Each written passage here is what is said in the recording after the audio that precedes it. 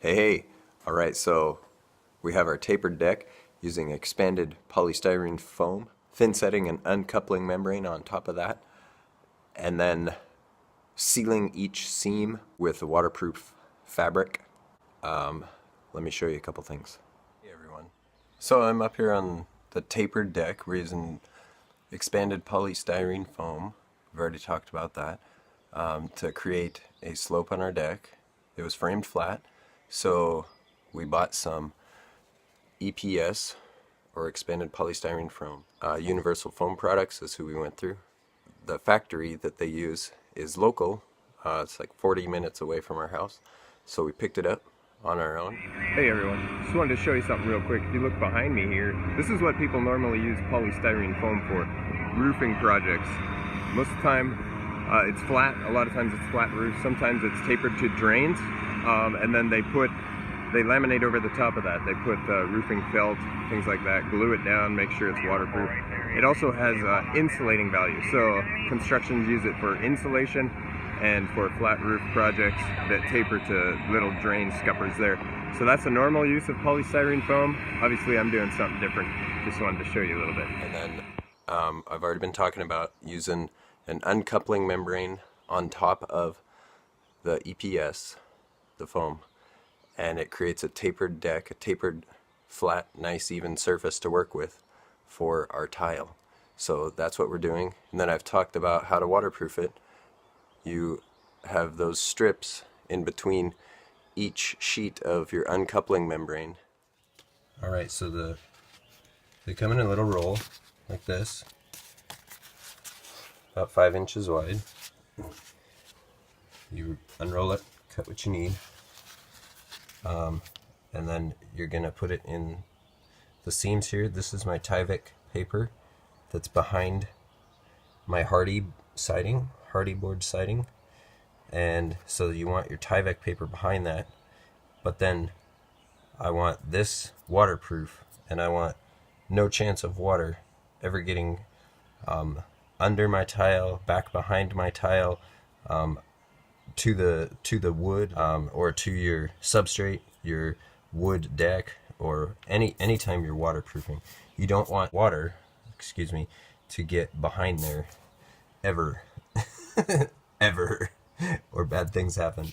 So with thin set, you use the Schluter product, and you want to be able to have thin set behind it, put this product down, and then squeeze out the thin set from behind it.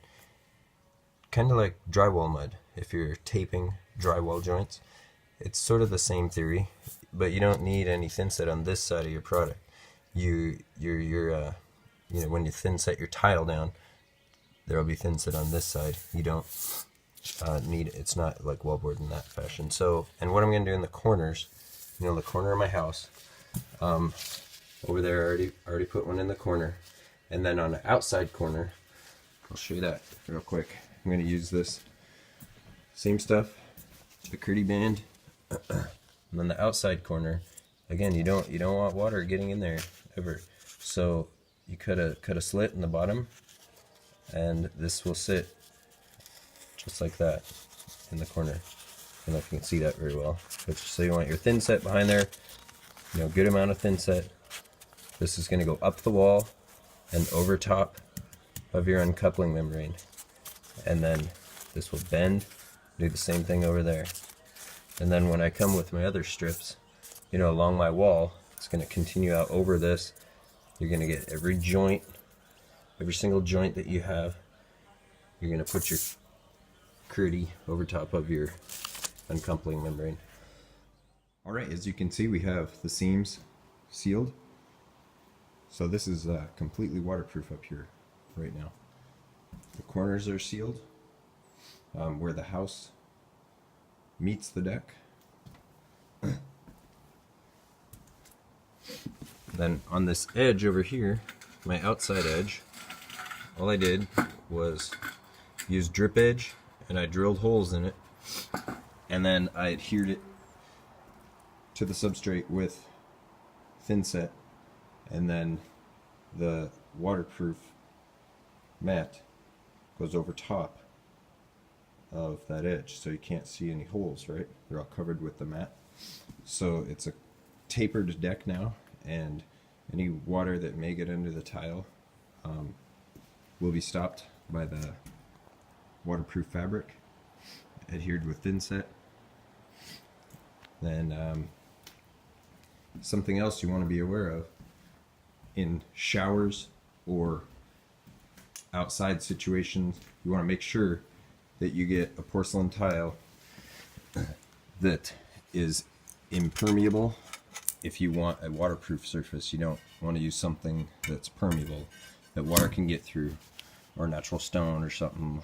You know, water over time will get through there, vapor, moisture, things like that. And then also, just like in a shower, since this is going to be outside and we have a great possibility of this area being wet, you want to make sure that it's a non-slip tile.